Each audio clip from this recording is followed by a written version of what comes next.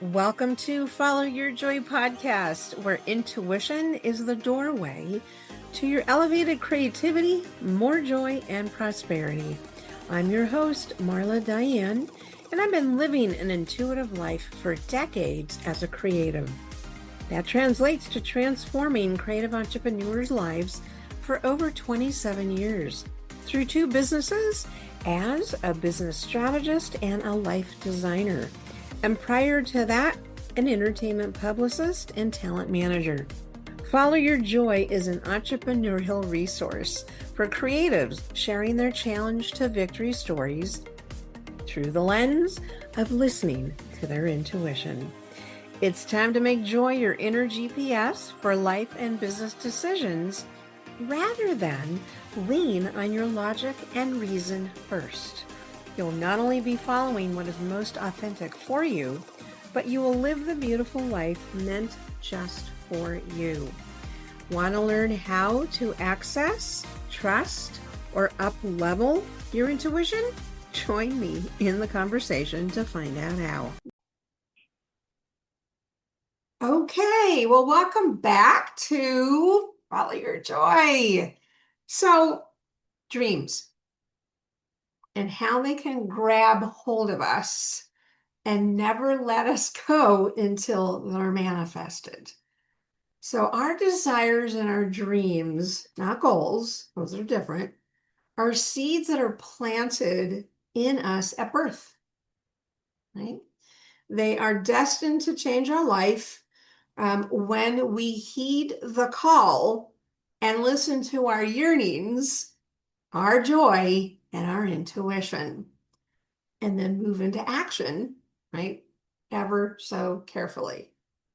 So how perfect of a guest today that aligns with dreams and aligns with my and aligns with my new brand, La Vida è Bella, Life is Beautiful, that I revealed in January as my own next chapter.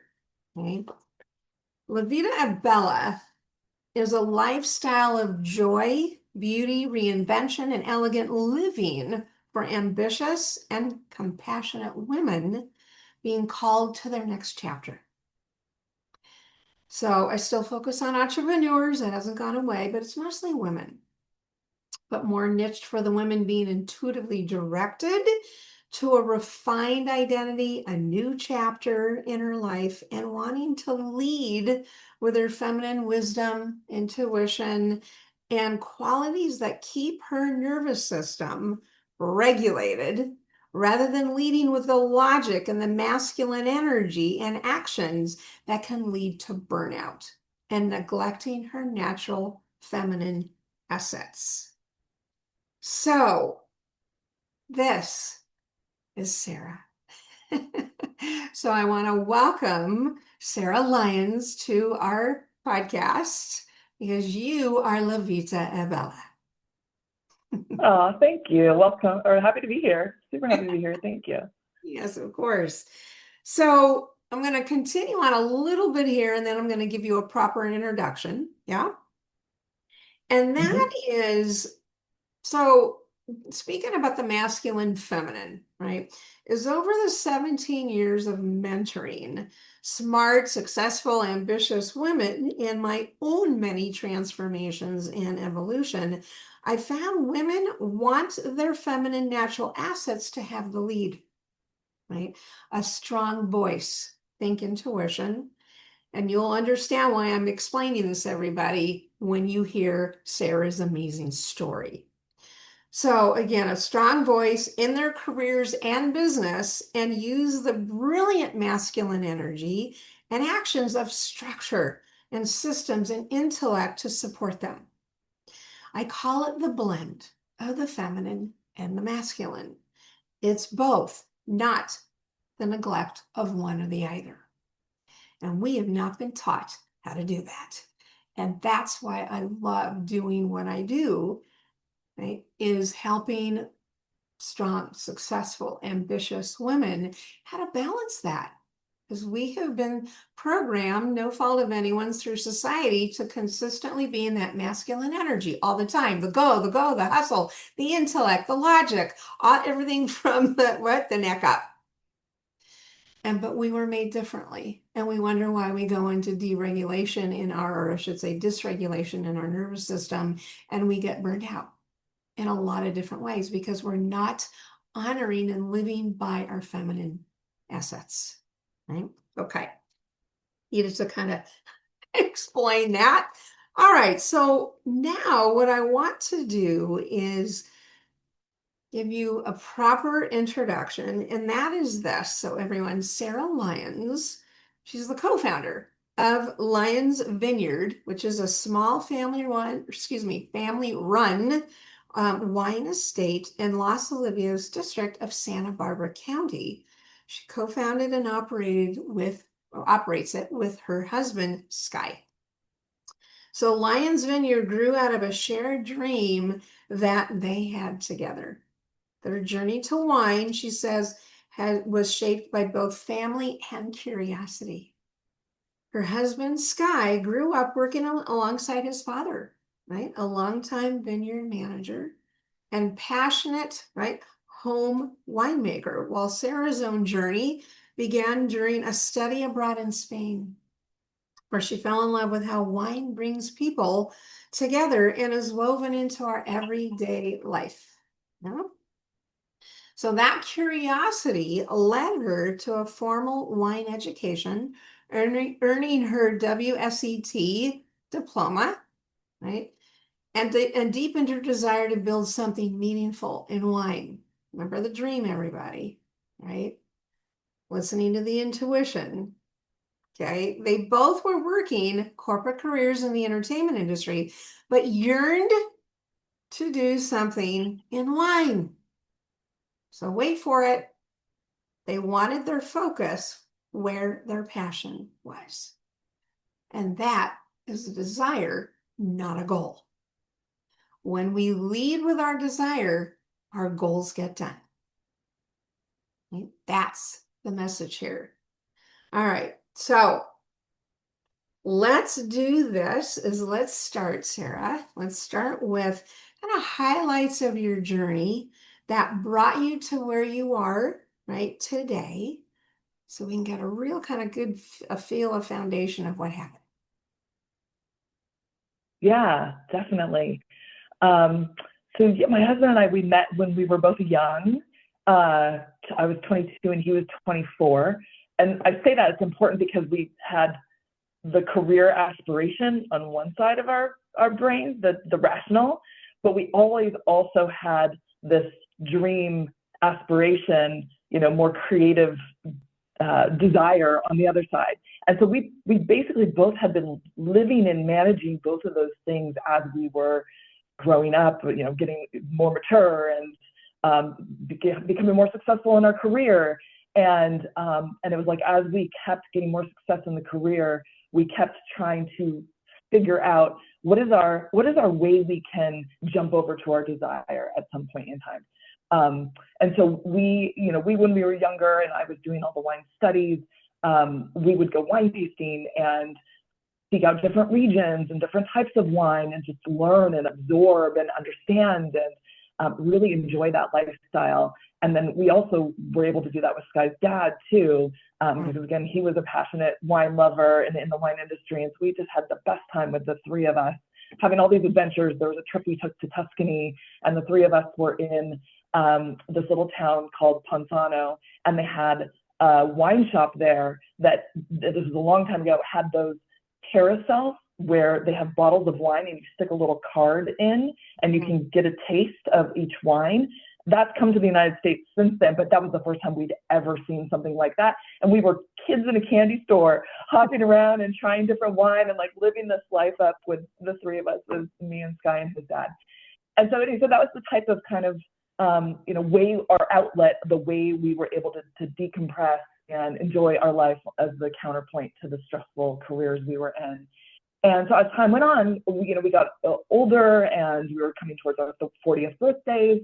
And so we thought about, not that we were thinking about retirement per se, but we we thought to ourselves, look, if we really want to do something in wine and eventually flip over to our passion, we should start laying some groundwork now and think about what are some steps we can take today that will end up leading us towards that future, but without biting the whole thing off at once.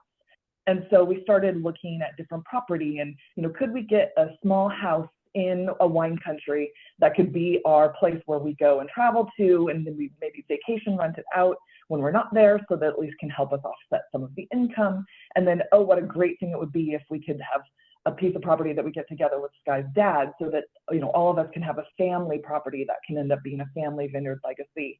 And unfortunately, Sky's dad passed away from lung cancer in 2014, and so we were never able to make that dream a reality with him.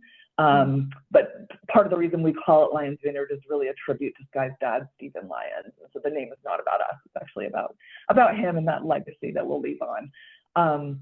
But yeah, so we started looking for properties, and at first we were, okay, we'll get a modest, just a house in wine country, one toe in the water.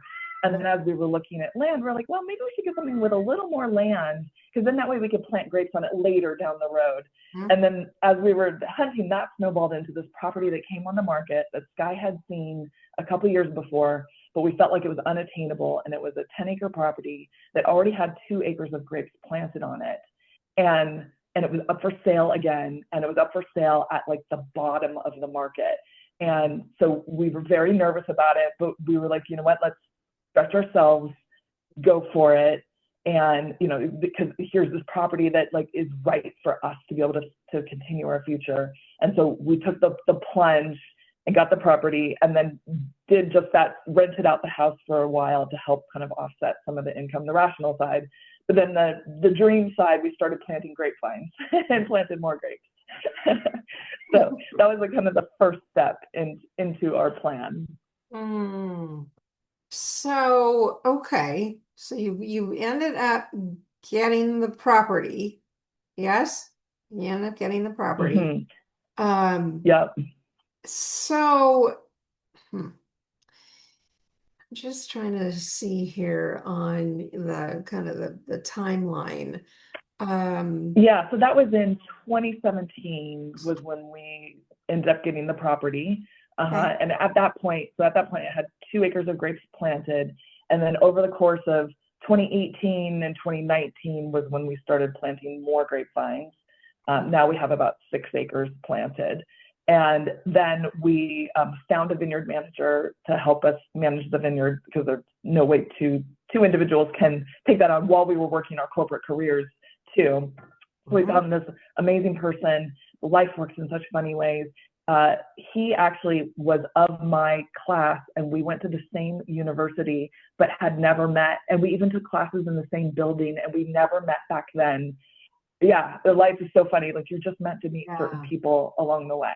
Yeah. So we found him, and he became our vineyard manager. He's also a winemaker, and has done a fabulous job with his vineyard crew. Everything's hand harvested, all done by hand and meticulous. And we practice organic and sustainability. And so it's all the things that are kind of part of what we want to do to be able to leave this legacy for our son.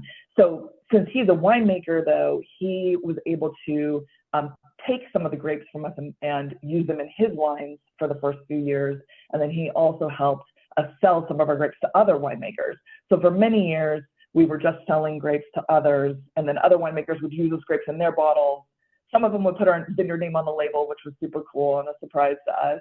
Yeah. But yeah, that's what we were doing for many years, just to, again, kind of get ourselves going without jumping full force into the pool, just dipping our toe in the water, slowly planting seeds to work our way towards that dream, in a way where we still felt the risk is manageable while we're working our corporate careers. Yeah. Well, you really had, these stages. And, one of the things that I found quite interesting as I was reading through, your information, I had no idea that you could literally, I guess your wines, or excuse me, your vines, your grapes were going to another winery. In other words, is that how that works? Yeah, so it's really interesting. Most people aren't aware of it, nor should they be. But in the wine industry, many different owners, companies can focus on different points of the production process. And so the whole process end to end is the grapes grow, they get harvested, the grapes get made into wine at a winery, some winery, then that alcoholic juice gets bottled, and then the bottles get sold. And funny, you don't think about it, but there's companies that only do each one of those slices. And then there's companies that do 2 out of the 5, but not all 5. And then there's companies that do all 5. And so, it's very, very common for vineyards to grow the grapes, and they're just a vineyard, and they sell the grapes to winemakers, and winemakers will make their wine from others' vineyards. That's a very common practice, because it's a big thing to take on a vineyard yourself, as we learned. That's why I was so fascinated by your story and just the winemaking itself. I mean, because you, according to what I was reading, is that 2023, you made a little bit more wine and still selling the rest of your grapes.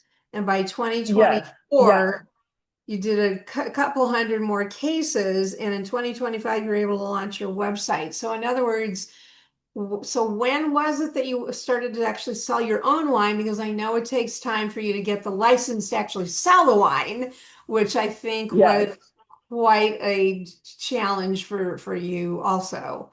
So give us a little feel of, Yeah, definitely. So what happened was in 2022, actually, so back to the timeline, we bought the vineyard in 2017, planted more grapes in 2018, but sold grapes at 2017, 2018, 2019, 2021. So we were just selling all our grapes those years.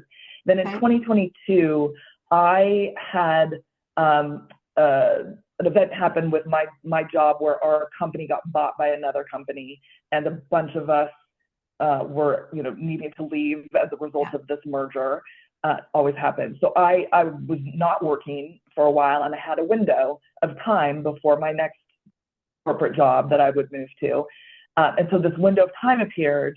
And so Sky and I had a conversation. I was like, look, I have some time, and it's actually right around harvest, which is usually September, October. I said, maybe this is the year where we should keep a little bit of those grapes back for ourselves and start to make a little wine for ourselves, because I'll have some time to be there and do that and learn. I'm also a lifelong learner, so like any opportunity to learn something new and kind of up my knowledge set is all good too. So we were nervous, because once you start to make the wine, then you have to sell it. And the whole mantra in the wine industry is wine is really easy to make and it's very hard to sell. And there's more costs that you outlay to make the wine, because like we were talking about earlier, we don't have a winery. And so we would have to make that wine at somebody else's winery. And you can kind of think about it like cooking in somebody else's kitchen. Like basically you're bringing your ingredients over to somebody else's kitchen and you're making your meal there. And so that's what we were doing with the wine. We would bring our grapes to somebody else, we would make them there, and then you'd be able to bottle that and sell that later. And fortunately, our vineyard manager was incredibly kind and said that we could make our wine at his winery. So that seems like a natural fit, since he was already caring for our grapes, and he was already taking some of our grapes, making some of his wine. So and he was willing to teach me and Sky, like he was willing to have us and coach us and show us what we should do and why we're making decisions and all of that. And so that lined up with the timing of me not working, and we felt like, let's take the plunge. And so in 2022, we made a little bit of wine. Meanwhile, starting to get our permits going, because there's a huge process with both local counties as well as state as well as federal government to get permits to sell wine. And that took much longer than we anticipated, with a lot of bumps in the road. If anyone's ever done any sort of house construction and had to deal with permitting for house construction and some of those hurdles, very similar type of hurdles where you think you're like dead in the water, and then you have to try to figure out a way to kind of keep it going and what you could change to get the approval and all this. Same idea. And so for that had, dragged out for multiple years. And meanwhile, 2023 rolls around, and we figure, well, we should, this is a great vintage, 2023, the weather was perfect, the grapes were gorgeous. Well, we should make a little bit of this because it's like the best vintage in 10 years. And then in 2024, Sky transitioned out of his job, so he had time, And he then said, well, you know what, since I have time, he was going to go back to UC Davis winemaking school so that he could really learn how to make wine. So then he took that opportunity. And to your point, Marla, we made a little more wine in 2024 and a little more wine in 2025. And then finally, guy finished school in 2025. Our permits came through in 2025, and we were able to launch our website and start selling our wine. And just this past September, yes. So Wow. progress. Yeah, no Progress is good. kidding. My Mm-hmm. goodness. Okay, so look, everybody, I'm sure you're just as surprised as I am as how much it takes to get this done, right? Hence the dream. The dream is pulling you. It's not the goals, everybody. It's the dream, the heart, the passion behind your dreams, which is why I really want to drive this point home. The feminine is the dream, it's the vision, okay? It's the heart, right? That's where our desires, our dreams come from. Those fuel the goals to get done, the permits, the kitchen to get the wine made, the all those, you see where I'm going with this? Right? Goals are masculine, feminine is the dream, the vision, the heart, the passion. When we don't operate from desires first, dreams first, and only focus on the goals, what happens? We're missing the biggest part of our fuel, which is the desire, the dreams. So I'm just giving you all a great example through which we'll continue with Sarah's story is that society is always, think about this, you're always looking at books and podcasts and wherever, blog articles. It's all about goals. Typically, what's your goal? What's your goal for the year? What's your annual goal? Oh, what about the desires? So that's where my creative achievement formula, which is desires plus goals, equals result and transformation. Okay, that's the formula, not goals alone, because the transformation is our desires are meant to transform us. So I use desires interchangeably with dreams. It's the same thing. Our dreams, our desires transform us. Goals, they're just measurable. They're just factual. There's something that has to get done to get the dream done. Okay, had to throw that one in. So let's move to then, now that we kind of got through the understanding of really the resilience and the grit that you needed to do to see this through fruition in 2025. Let's talk about joy. So follow your joy obviously is the theme here. What brings you joy in doing what you're doing? Yes. Um, well, we love entertaining and bringing people together. And Mhm. so, as a part of our wine brand ethos and the wine club we're creating, it's about community and creating that community and connection through wine. And that's something we thrive on anyway. And Mhm. so, we can almost build our club and build our business through something that we thrive on and would love to do regardless. And that's amazing. Like you're working and it doesn't feel like work because it's not work because it's fun. And so that brings us joy. And then the other thing I thought would happen but didn't realize the degree of the power it would have is I've had so many of our club members, customers text me in the middle of them enjoying one of our bottles of wine and Nice. telling me about the scenario that they're enjoying it in. You know, one Yeah. of them has this ritual where he likes to read a book on Saturday evening, and his book reading ritual is a thing, but now he's drinking our wine with his book reading ritual. And then another friend had a really crazy week at work, meetings with high level executives that were really tough. And he messaged me, oh, I just needed a bottle of your wine tonight. And it was such an exhale. And it's stuff like that. And wow, I love being a part of moments of people's lives. Like that's so cool, you know?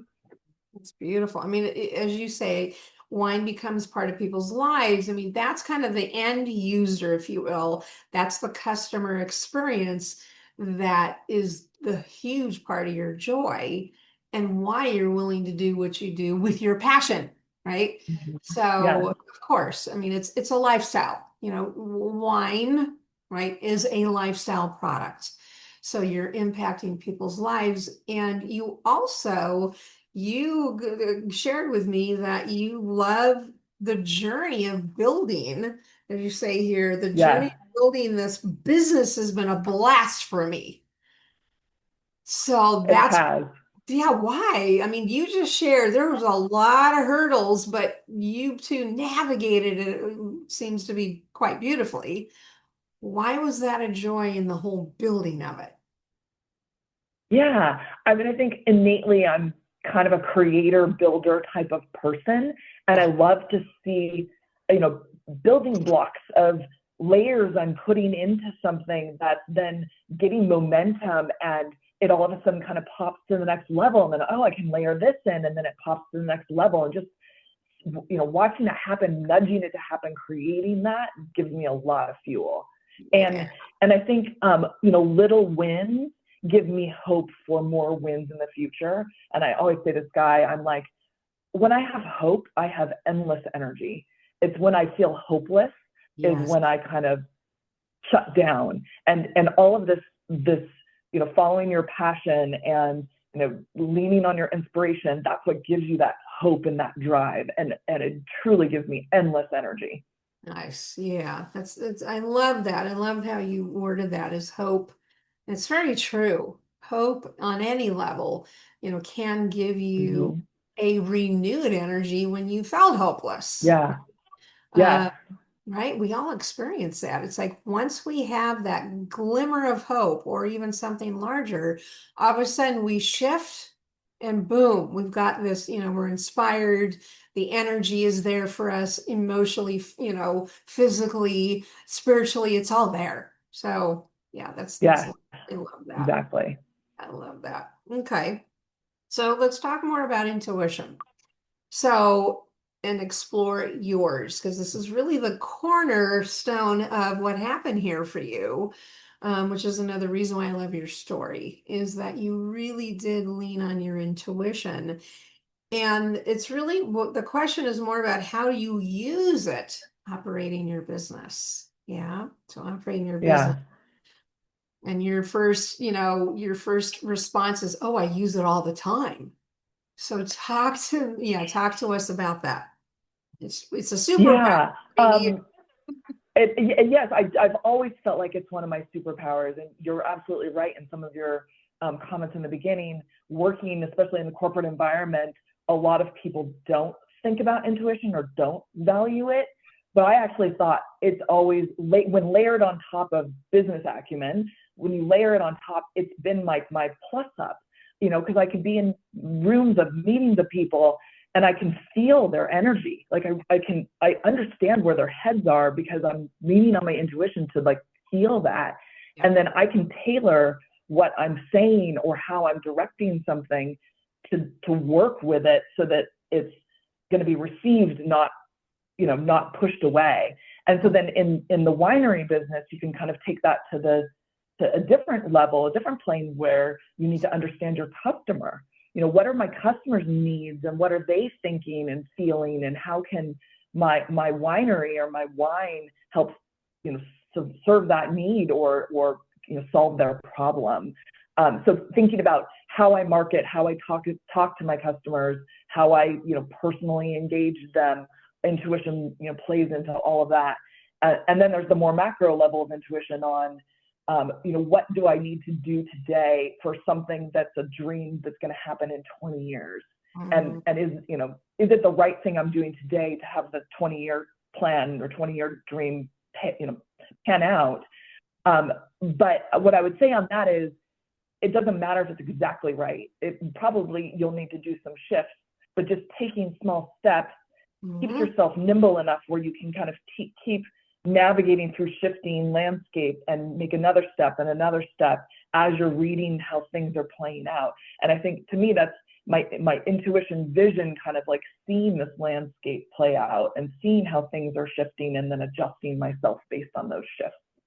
where that's really well, described. Where's your intuition reside in your body? So when you listen to your Here. intuition, where is it? Right in It's your right heart. here. It's in your heart, isn't it? Yeah, right It's here. not in your Hmm. head, right? No. No, that's beautiful because that's where, you Hmm. know, a lot of people and women, of course, we're talking about is, oh, we know there's intuition, but we think it's coming through our head, our intellect. It's not.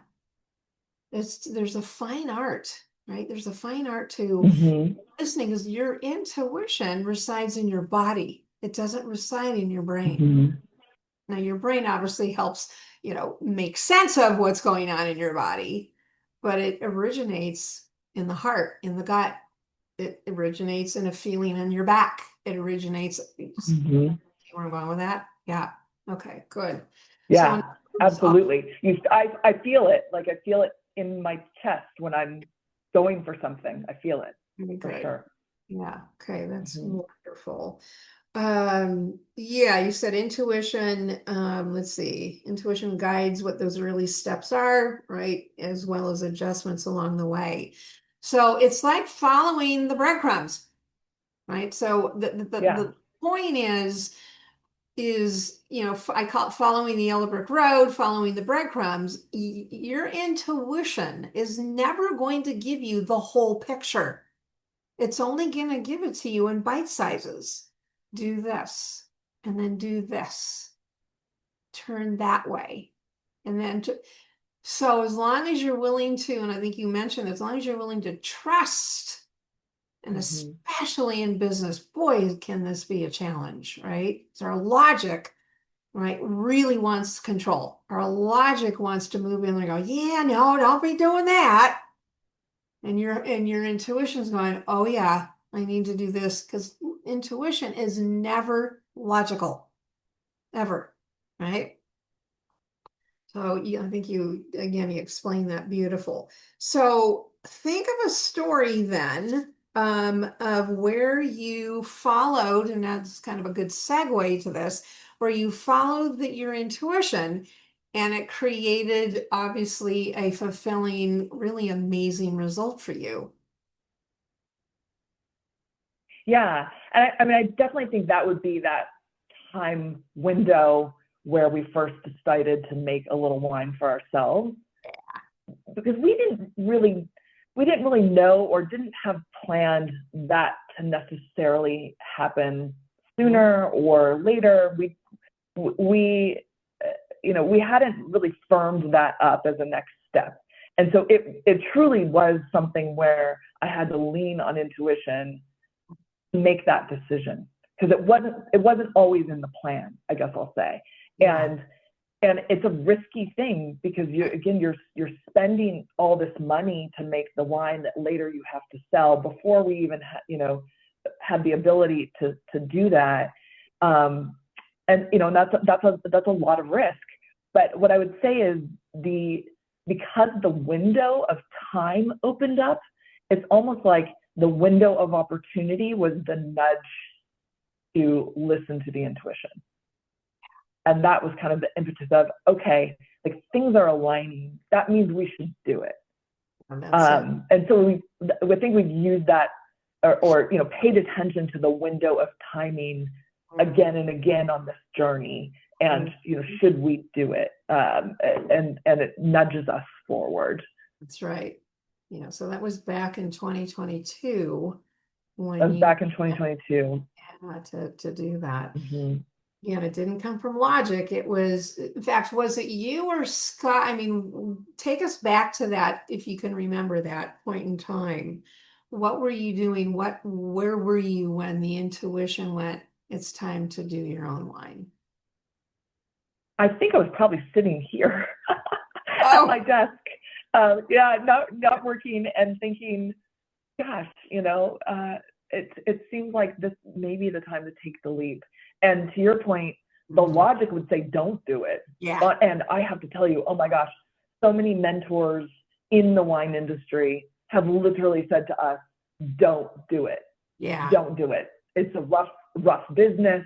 It's very low margin. It's very hard to make money. Mm, You can't leave your careers for this. Like, don't do it. And yeah. we've heard that so many times. And so the logic would have said, you know what, just Sarah, just focus on looking for a new job. That's Go get probably the most another job, practical, best right? thing you can do.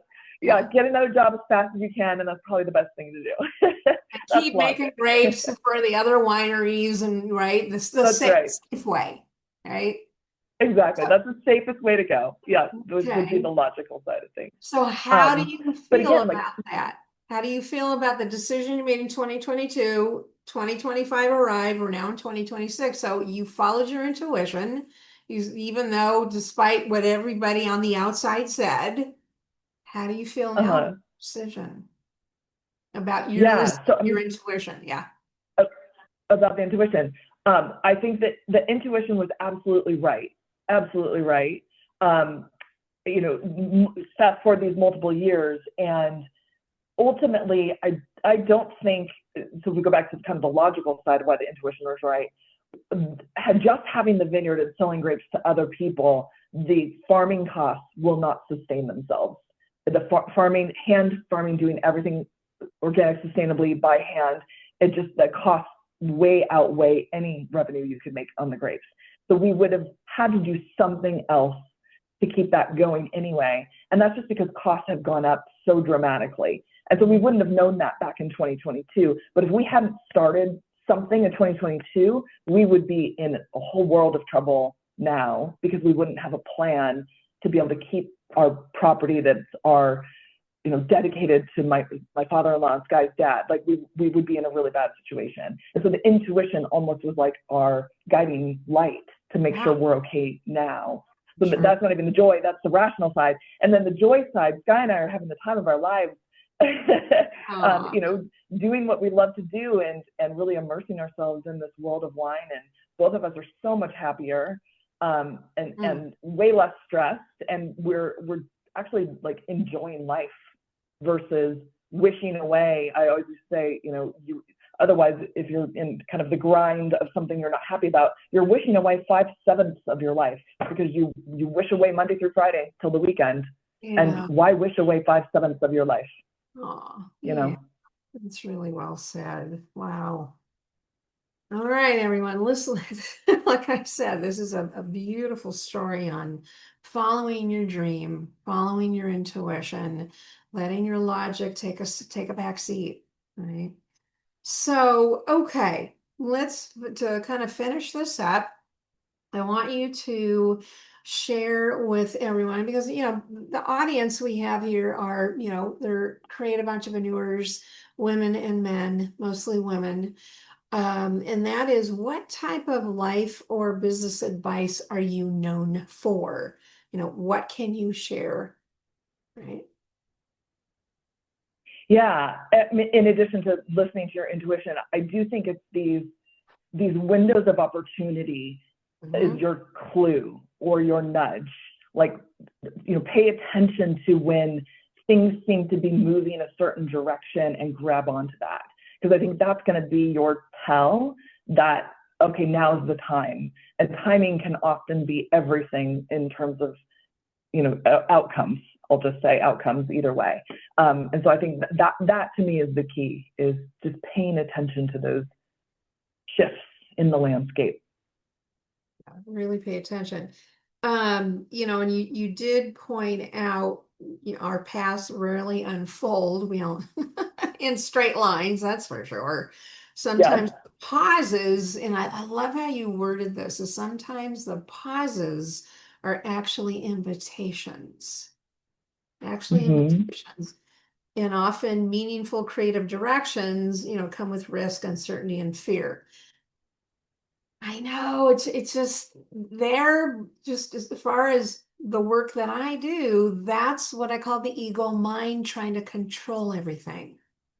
And our ego mind, as in our brain, the way it's wired and hasn't changed for millions of years, is our brain is wired for fight or flight, for that mode. And it's a recording machine from the past.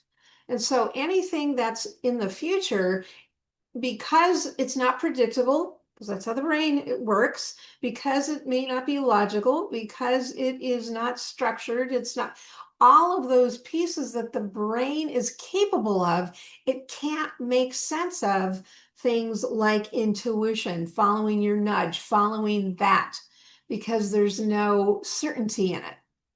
And so I'm just, validating how you operated all along the way. And, everybody, I want you to be thinking about that in your own life is when are you allowing your logic, the beauty of your brain, we need our brains, but there's a time and place for our brain to be working, right? Our logic, our intellect. And it's not when you're following your dreams. It's not when you're listening to your intuition. All right. So thank you for explaining that. Yeah.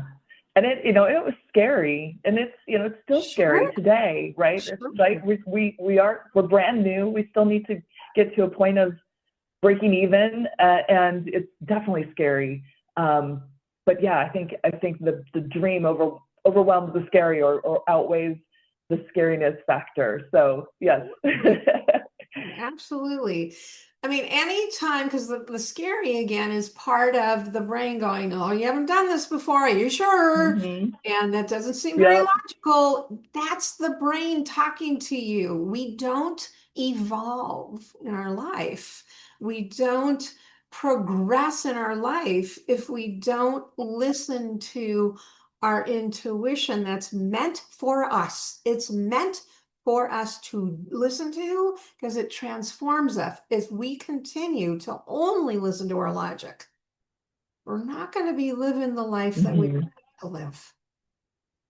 Yeah. Yeah. Agreed? Okay. Yeah. Oh, Every time I've ignored my intuition, I look back and I'm like, oh, I should have listened. I know. Like I was right. It's true. So It's so yeah. Yeah. yeah, very true.